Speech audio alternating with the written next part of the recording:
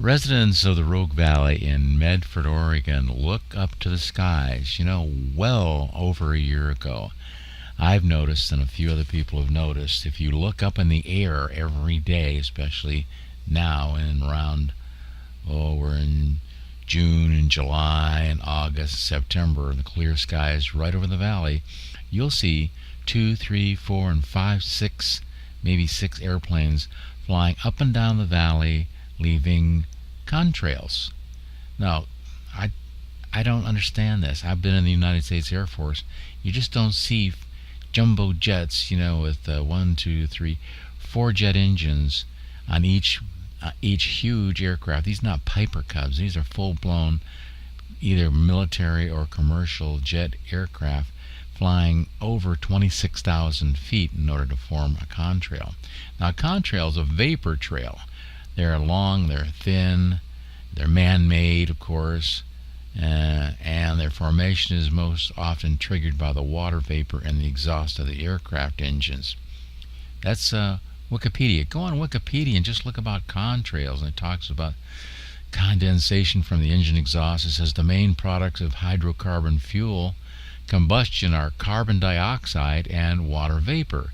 And at high altitudes, this water vapor emerges into a cold environment, and the local increase in water vapor can cause the relative humidity of the air saturation point. So that's what you can see there. You can see this vapor trail. Then this talks about contrails and climate. It says contrails, by affecting the Earth's radiation balance, act as a radiative forcing.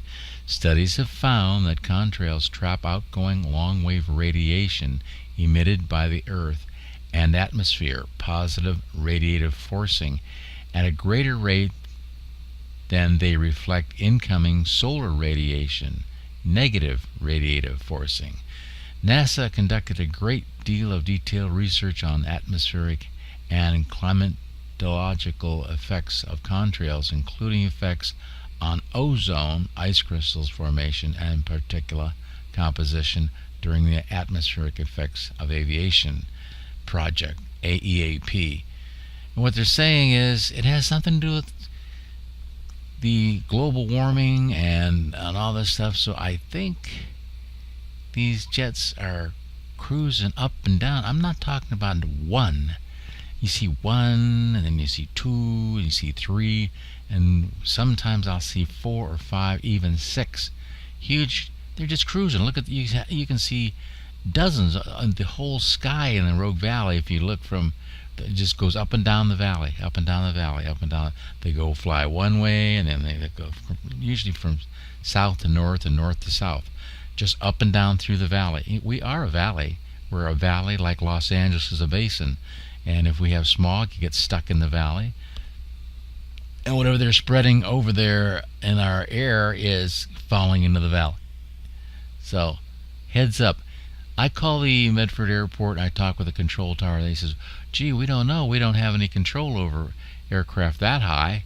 We're just watching local traffic, make sure they take off and land all right. Well, what kind of excuse is that? They don't know what's flying around at 26,000 feet, 5 and 6 airplane at a time, just leaving contrails. Start asking some questions. What is going on here? What are they doing up in our skies, and what are they doing? Is it a government cover-up or something? Are they trying to kill us, or are they trying to hurt us? Hi, it's Dateline, dated July 2014. Killer chemtrails and contrails have been in the Medford Rogue Valley skies for well over a year now. Actual footage of the Medford skies and public information to help you decide. Either the military or other government entities is causing numerous commercial or military jets flying crisscross patterns over the Medford Valley. The least it does is to raise the temperature of the Earth and advance global warming. The worst is to poison some unknown chemical distribution to the mass civilization of southern Oregon. And to what end? Just like Vietnam, and the government said Agent Orange was not harmful, while thousands of vets died of Agent Orange cancer. I'm Bill Kiefer, former United States Marshal. question what is in our skies and call everyone you can think of and complain. Drought is here, and NASA says it is because of global warming, with all glaciers gone by 2030 or sooner, and drought and death to follow. Believe it or not. I'm Bill Kiefer. Until next time.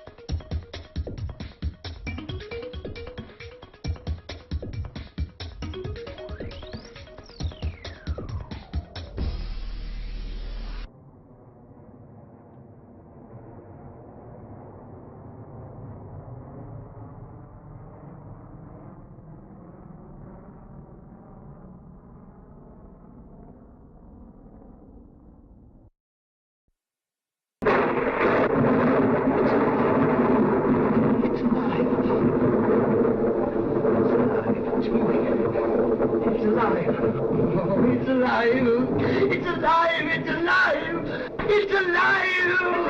Oh, in the name of God! Now I know what it feels like to be God!